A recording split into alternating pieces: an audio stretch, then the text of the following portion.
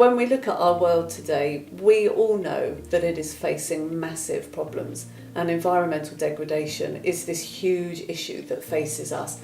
Climate change in particular, but then all of the things that go with climate change and the things that we know are going on in our world. And it can be easy for us to be like rabbits caught in the headlights. We know there's this massive problem, and we know as Christians that it's something that we should be responding to and doing something about. And yet, how on earth can little old me respond to something so huge as climate change with all of the big problems that it's bringing with it?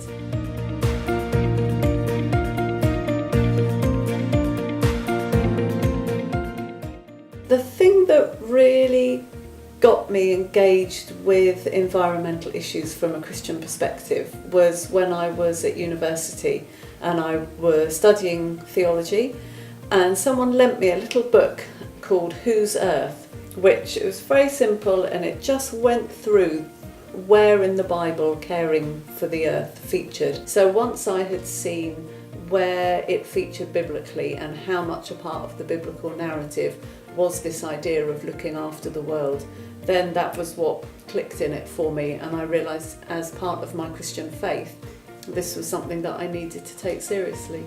When I look in the Bible and see what the Bible has to say about the situation that we're in today, I see very clearly that God made this world and He loves it, and that He's created us to look after it, and that it's gone wrong because of us. And that's a message that we can't shy away from, that the problems that we see in our world are our own doing.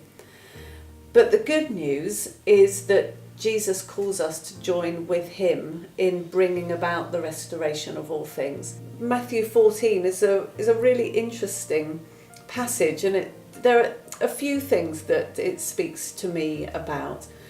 Firstly, I'm struck, as we see in other passages, with the total control that Jesus has over the natural environment, the environment that He is living in, as He's able to command the seas to be still in other passages, and here He walks on the waters. I'm reminded again and again by Jesus' words, "Do not fear," and His encouragement to Peter to get out of the boat and to join Him, to be with Him. And we also are encouraged not to be afraid of climate change, although it is a big problem, but to join with Him and to be a part of what He is doing, and to be taking those little steps like Peter took, those little steps to be with Him as we cope and deal with these big issues that we face in our world today.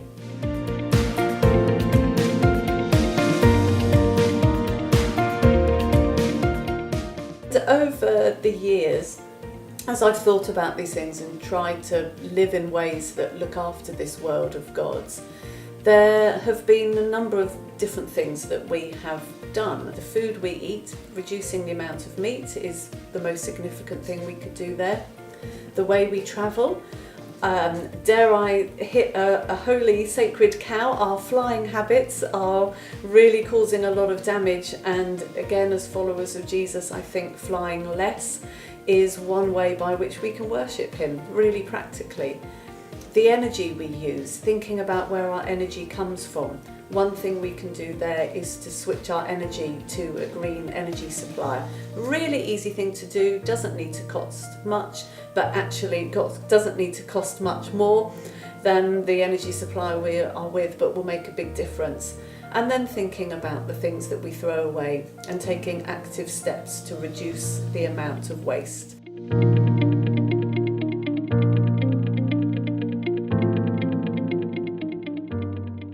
There are two things, I think, looking back, that have been challenging for me and for us as a family.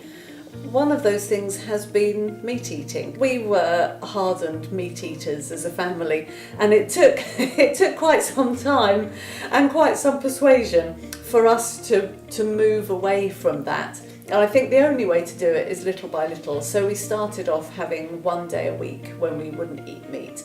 And then when that felt normal and we'd got used to some meat-free recipes, then we went to 2 days a week and then to 3 days a week. So I now don't think anything of the fact that we don't eat much meat. That just seems quite normal to me.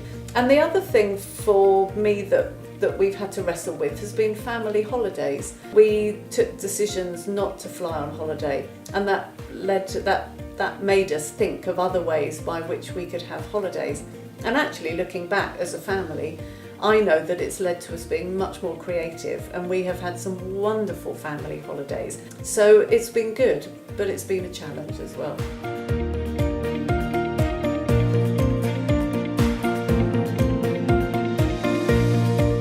I always think in terms of little steps. In fact, my motto is many little steps in the right direction. And sometimes it's just too much to think of doing a great big leap over there. But one big leap is made up of lots of little steps. So I would encourage you, don't worry about all the things that you can't do. Just think about the things that you can do. And maybe as a result of your discussions, take one thing that you can do. Just make one decision. And when that has become a normal part of your life, then think again and choose something else and do that. So we can sometimes get tied up in knots worrying about the things that we can and can't do. And I'd say don't worry about that. Do what you can do and always push yourself to do a little bit more.